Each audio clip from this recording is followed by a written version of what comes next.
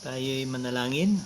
Aming Diyos, muli kaming malapit sa inyo, nagpupuri at nagsumasamba sa iyo at sa iyong pangalan. At salamat sa muli naming pagpapatuloy ng pag-aaral ng inyong salita. So hiling namin muli ang tulong ng Espiritu Santo na kami magabayan, mabigyan ng iyong kaliwanagan, at sa iyo lang mapunta ang kalawalatian. Itong aming samod dalangin sa pangalan ni Jesus. Amen. So tayo nasa 2 Corinthians chapter 5 verses 11 hanggang chapter 6 verse 2. Sabi diyan, since then we know what it is to fear the Lord. We try to persuade others. What we are is plain to God, and I hope it is also plain to your conscience.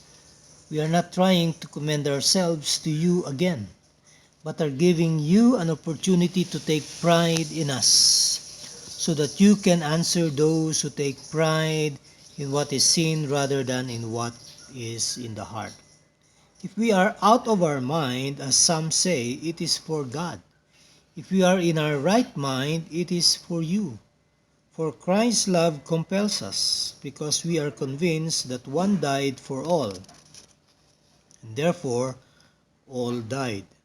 And he died for all, that those who live should no longer live for themselves, but for him who died for them and was raised again. So from now on, we regard no one from a worldly point of view. Though we once regarded Christ in this way, we do so no longer. Therefore, if anyone is in Christ, the new creation has come. The old has gone, the new is here. All this is from God, who reconciled us to himself through Christ and gave us the ministry of reconciliation.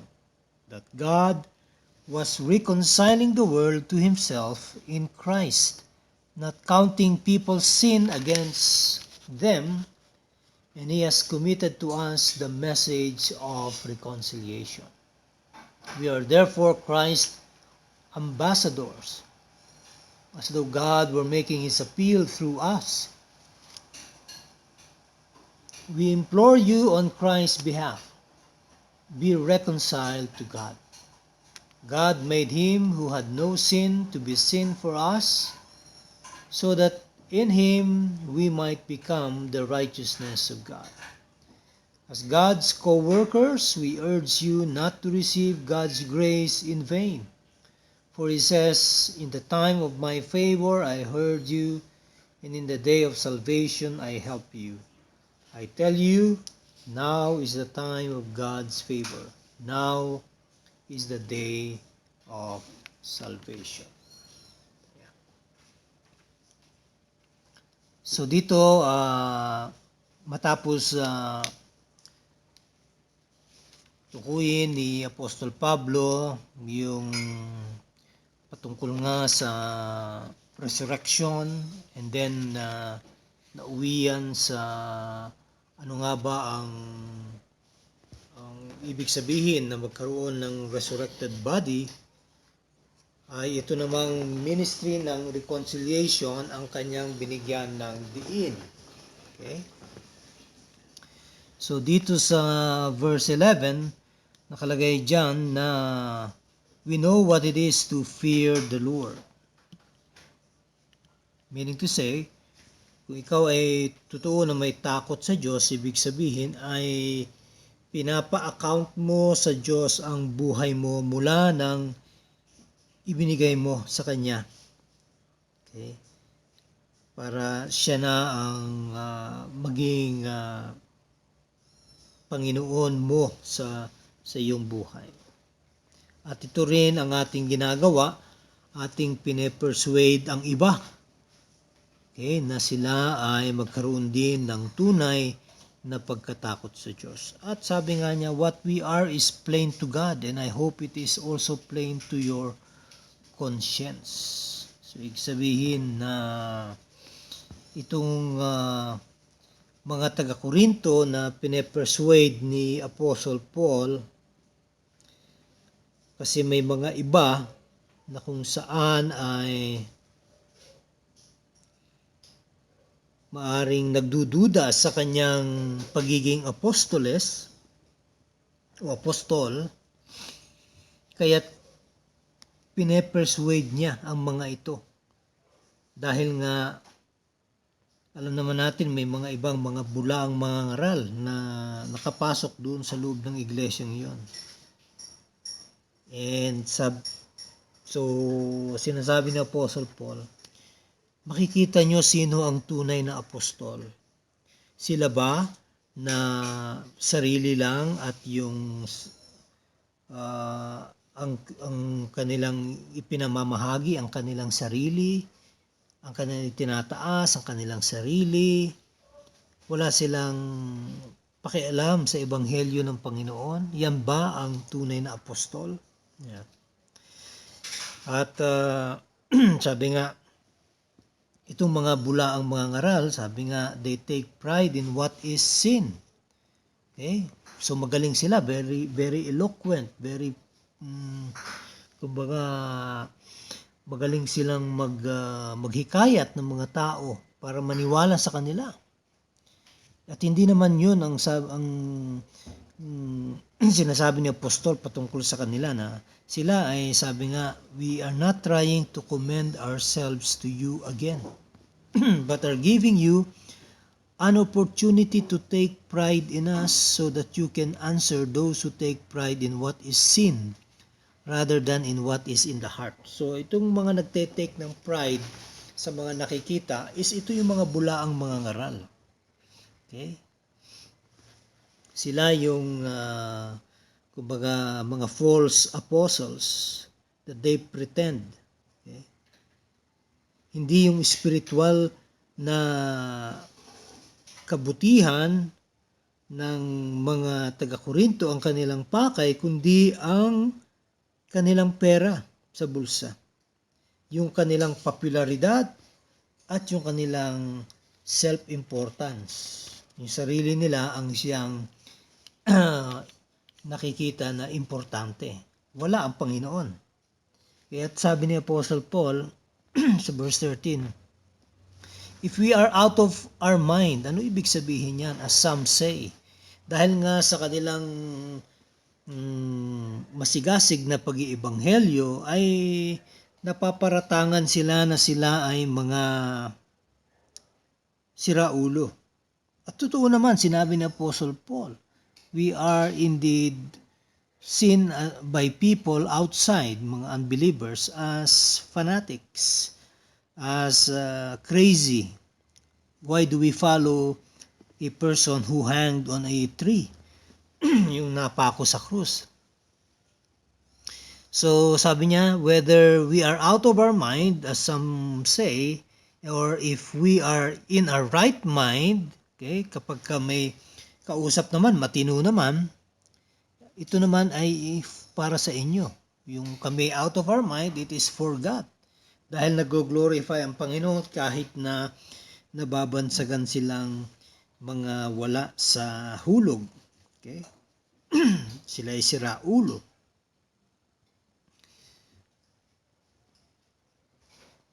So, sa kanya, baliwala yun. Hindi siya gumagaya sa mga bulaang mga ngaral na kung saan ay mabulaklaking mga pananalita ang ginagamit. Kasi usong-uso yun nung araw. Kung baga, parang yung balagtasan, ganun po yung labanan noon. Pagka magaling yung tao sa kanyang pananalita at mabulaklakin, okay, so very sensationalized yung event. So naaakit ang maraming tao sa ganun.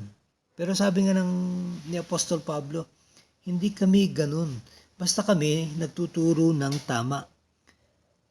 Hindi pa nga kami diretsyo na kagaya ng mga sanay na sa mga rhetorics o yung mga mabulaklaking pananalita.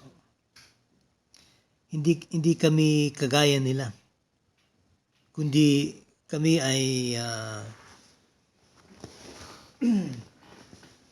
nagsasabi lang kung ano ang katotohanan patungkol sa salita ng Diyos at lalo na ng kanyang ebanghelyo. At ano ang nagtutulak sa kanila nito? Nasa verse 14, "For Christ's love compels us, because we are convinced that one died for all, and therefore all died. And he died for all, that those who live should no longer live for themselves, but for him who died for them and was raised again."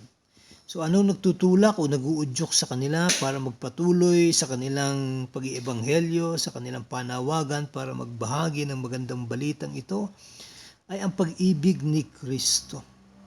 At yan ay nakita nga natin sa kanyang kamatayan, ang kanyang ibinuwis, ang kanyang buhay. Siya ay nabayubay sa krus, napako, namatay. At sabi nga, na may ikatlong araw ay nabuhay na maguli. At sabi nga dyan, if one died, then all died. Now, ang tinutukoy dito ay hindi lahat ng tao. Yung all ng salita dyan ay hindi para sa lahat, kundi dun lang sa mga sumampalataya kay Kristo. Yun ang tinutukoy dyan. Okay? Kaya sabi nga dun sa verse 15, "And he died for all, that those who live," ibig sabihin yung mga hinirang ng Diyos, "should no longer live for themselves." Hindi ka na ngayon namumuhay sa pansarili mo lang, pero para sa Kanya na siyang namatay para sa inyo at siya'y binuhay na maguli. So ganun din tayo, ibig sabihin yung ating testimony. Hindi tayo ibig sabihin na parang alam lang natin ito intellectually sa ating dunong, pero wala ito sa ating buhay, wala ito sa ating kilos, sa ating galaw, sa ating behavior, sa ating karakter. Hindi po ganun. Kasi mga bulaang mga ngaral, ganun eh. Ang galing nilang magbulalas ng mga salita, pero pagdating naman sa kanilang mga actions, okay, sablay. Hindi talaga tumutugma. Okay? Minsan, spiritual sila sa pananalita, pero pagdating naman sa buhay, sablay sila sa kanilang testimonya. Kaya sabi diyan sa verse 16, "So from now on, we regard no one from a worldly point of view." Okay? Meaning to say, sabi diyan, "Though we once regarded Christ in this way, we do so no longer." Alam naman natin ang background ni Apostle Paul. Bago siya naging kasapi o kabilang sa mga mananampalataya, siya isang taga-usig, isa siyang Pariseo na kumuha ng mga sulat mula sa mga matataas na opisyal para usigin ang mga tagasunod ni Kristo. So, he mocks, sabi nga, he ridicules those who follow Christ.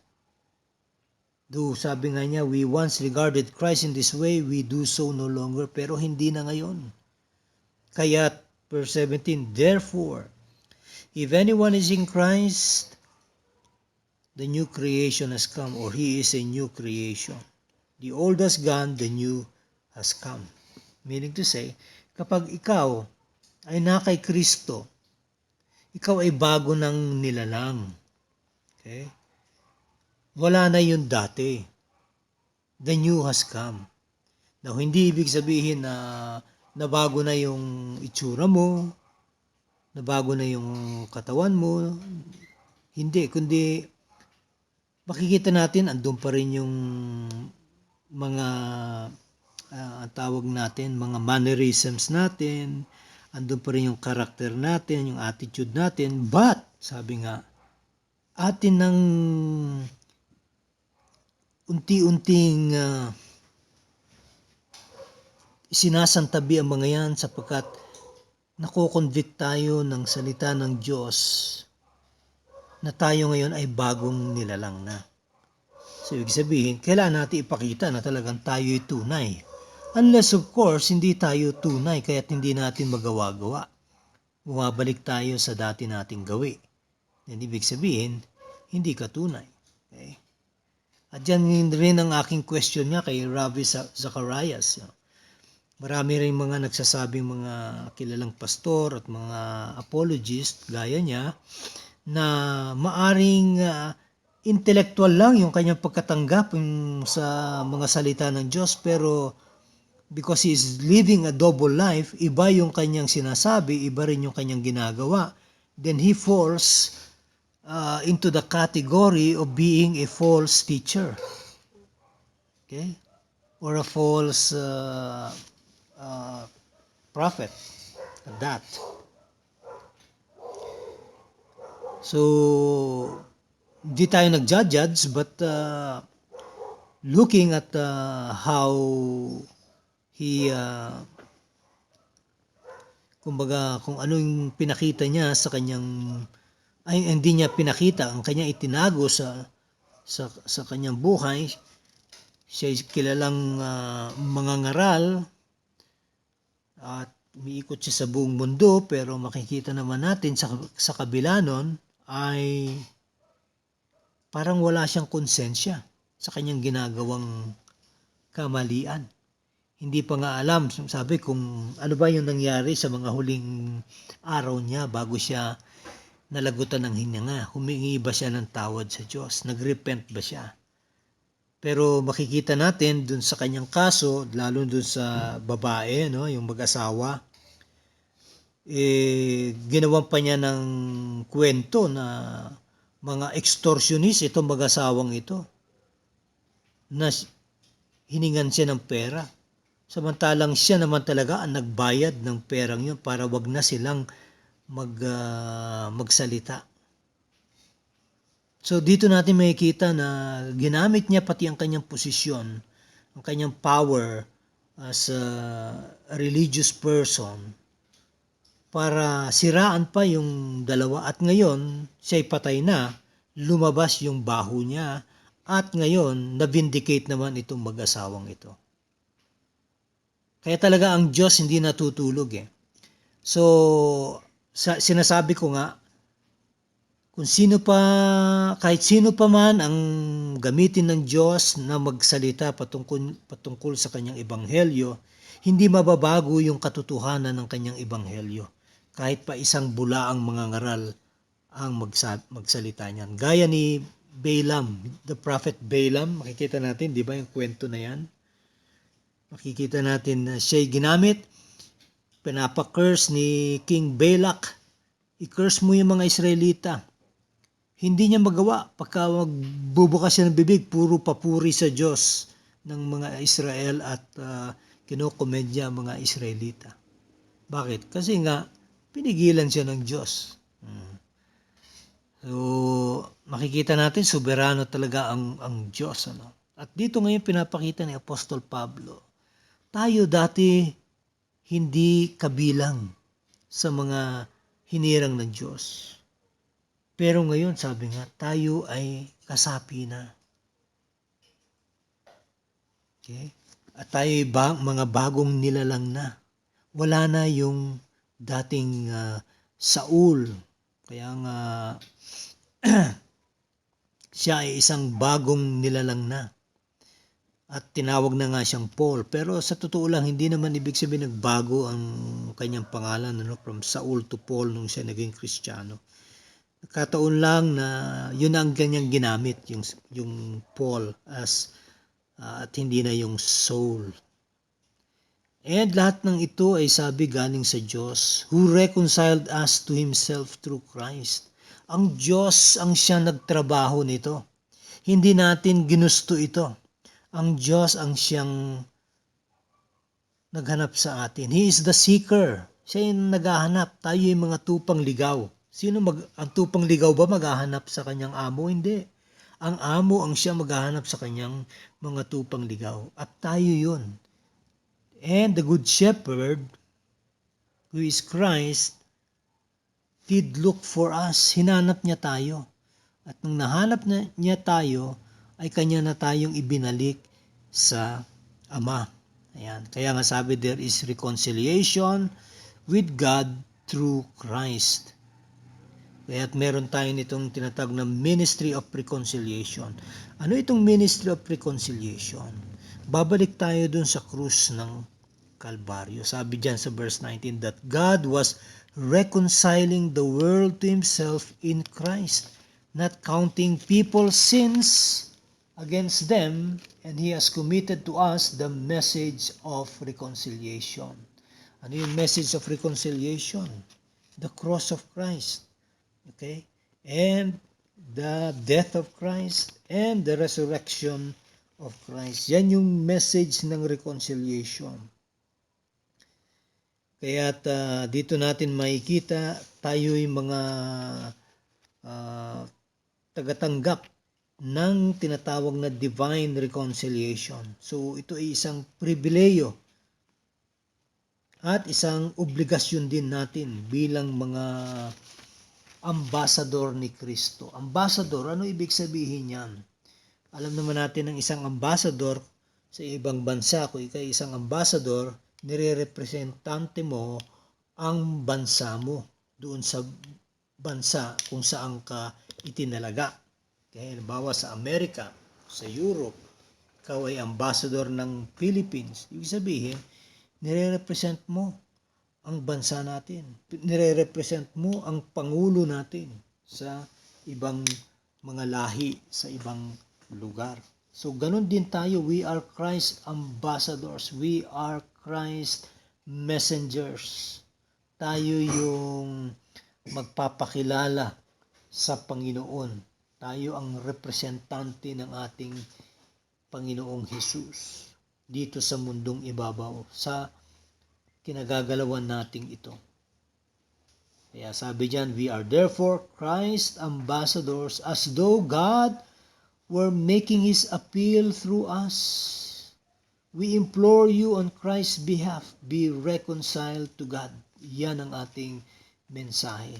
Parang ang Diyos umaapila sa atin at tayo naman ay handang magpagamit at tayo ngayon sinasabi natin sa mga tao na nasa labas, we implore you on Christ's behalf, be reconciled to God. Kaya sinasabi natin, kaibigan, magsisi ka na sa iyong kasalanan. Si Kristo ang daan patungo sa kaligtasan. Walang iba, hindi ka maliligtas sa mabubuti mong gawa, sa relihiyon mo. Okay? O sa kahit ano paman, si Jesus lang. Ano man ang relihiyon mo, sabi nga, hindi ka ililigtas niyan. Bagkus, ikaw ay makipag-reconcile na muli sa Diyos na ito. So, paano ka mare-reconcile?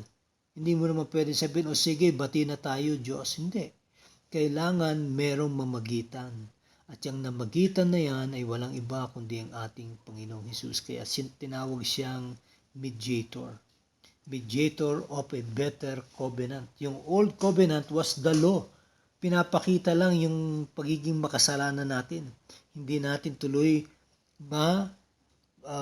kumpleto or 100% masunod ang mga batas na yan. Pero nung dumating si Kristo na ang umako ng lahat ng yan. Siya ang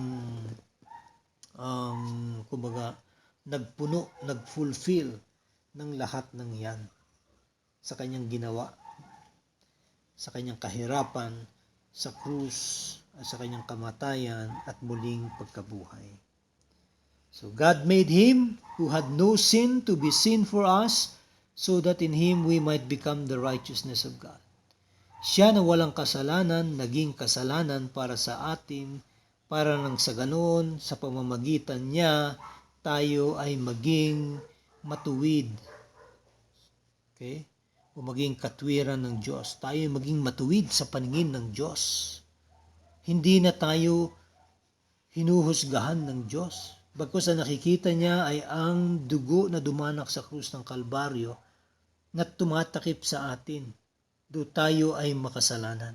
Dahil nakita natin na itong ating Panginoong Hesus, siya ang daan patungo sa ating kaligtasan. Kaya sabi nga, Dahil tayo ay hindi lang mga ambassador, we are co-workers of God.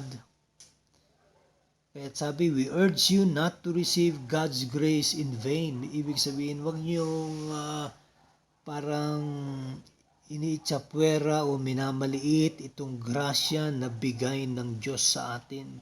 Yung pagbibigay liwanag niya sa ating kaisipan at sa ating puso na ngayon tayo ay mga anak na ng Diyos. Okay? Ibig sabihin, ipakita mo na tunay kang anak ng Diyos. Hindi lang sa bibig, kundi sa ating gawarin. For it says, in the time of my favor I heard you, and in the day of salvation I helped you. I tell you, now is the time of God's favor. Now is the day of salvation. So, hindi na tayo namumuhay sa ating pansarili lamang. Okay? At nakita natin na ang Diyos sa kanyang kabaitan at kabutihan, kanya tayong inabot, iniligtas.